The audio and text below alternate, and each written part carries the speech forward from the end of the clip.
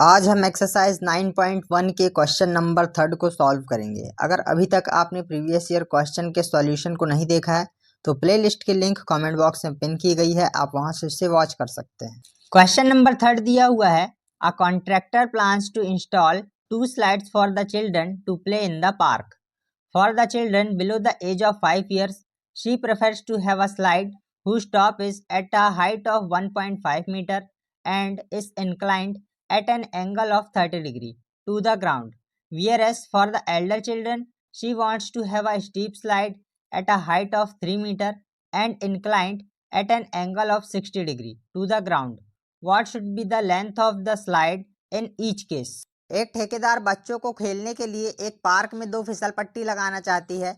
5 वर्ष से कम उम्र के बच्चों के लिए एक ऐसी फिसल पट्टी लगाना चाहती है जिसका शिखर 1.5 मीटर की ऊंचाई पर हो और भूमि के साथ 30 अंश के कोण पर झुका हुआ हो, जबकि इससे अधिक उम्र के बच्चों के लिए वह 3 मीटर की ऊंचाई पर एक अधिक ढाल की फिसल पट्टी लगाना चाहती है जो भूमि के साथ 60 अंश का कोण बनाती हो। प्रत्येक स्थिति में फिसल पट्टी की लंबाई क्या होनी चाहिए? क्वेश्चन में हमें कहा गया है कि एक ठेकेदार है जो बच्चों को खेलने के लिए एक पार्क में 2 फिसल पट्टी लगाना चाहती है, एक 5 वर्ष से कम उम्र के बच्चों के लिए और एक 5 वर्ष से अधिक उम्र के बच्चों के लिए।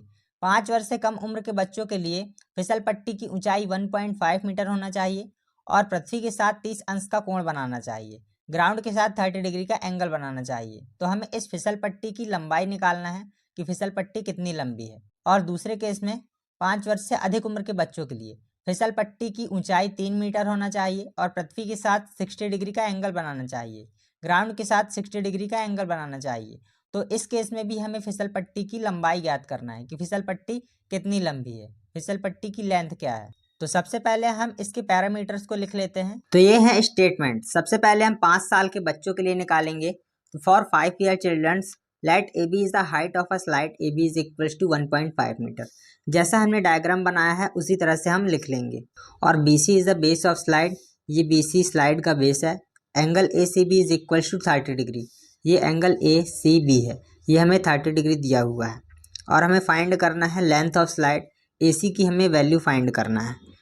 हिंदी में इसे लिखेंगे 5 साल के बच्चों के लिए माना कि ए बी फिसल पट्टी की ऊंचाई है, ए बी फिसल पट्टी की ऊंचाई है, बी सी फिसल पट्टी का आधार है, ये बी सी फिसल पट्टी का आधार है और angle A C B 30 degree दिया हुआ है। और हमें ज्ञात करना है ए सी फिसल पट्टी की लंबाई। इन स्टेटमेंट को पेपर में लिखना बहुत ज़रूरी है, नहीं तो आपके मार्क्स कट सकते हैं।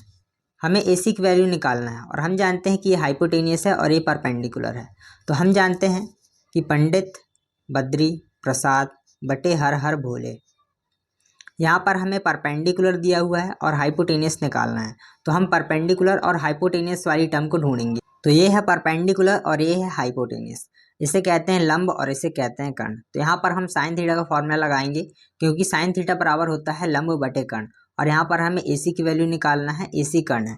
तो यहाँ पर हम साइन थीटा का फॉर्मूला लगा रहे हैं, ये हो जाएगा sine theta is equal to perpendicular है, लंब है ए बी और कर्ण है ए सी। तो यहाँ पर हम लिख लेंगे ए बी बाय ए सी। और यहाँ पर हमें थीटा की जगह पर 30 डिग्री दिया हुआ है, तो यहाँ पर हम 30 डिग्री रख लेंगे। तो ये हो जाएगा sine 30 degree is equals to A B की वैल्यू हमें 1.5 मीटर दिया हुआ है, तो हम यहाँ पर 1.5 लिख लेंगे और ए सी की वैल्यू हमें निकालना है। और साइन 30 डिग्री की वैल्यू होती है 1/2, तो यहाँ पर हम साइन 30 डिग्री की वैल्यू 1/2 लिख देंगे इज इक्वल्स टू 1.5 अपॉन ए सी। यहाँ पर हम इसका क्रॉस मल्टीप्लिकेशन करेंगे 1 का इंटू ए सी के साथ और 2 का इंटू 1.5 के साथ। तो ये हो जाएगा A C into 1 is equals to 2 into 1.5। यहाँ पर ए सी का जब हम 1 के साथ इंटू करेंगे तो यहाँ पर आ जाएगा A C is equals to 1.5 का जब हम 2 के साथ इंटू कर देंगे तो यह आ जाएगा 3.0 और ये 3.0 ए सी की वैल्यू आ गई। तो हमें ए सी की वैल्यू मिल गई 3.0 मीटर। तो यहाँ से हम कह सकते हैं अतः फिसल पट्टी की लंबाई 3 मीटर होगी। So height of slide is equals to 3 meter. अब हम निकालेंगे एल्डर चिल्ड्रन के लिए। तो let E D is the height of slide और ई डी हमें दिया हुआ है 3 मीटर, तो इसे हम 3 मीटर लिख लेंगे। और E F is the base of slide, हमने माना कि ई एफ स्लाइड का बेस है और एंगल डी एफ ई हमें दिया हुआ है 60 डिग्री, तो हम इसे एज इट इज़ लिख लेंगे। और हमें फाइंड करना है length of slide, D F की वैल्यू हमें फाइंड करना है।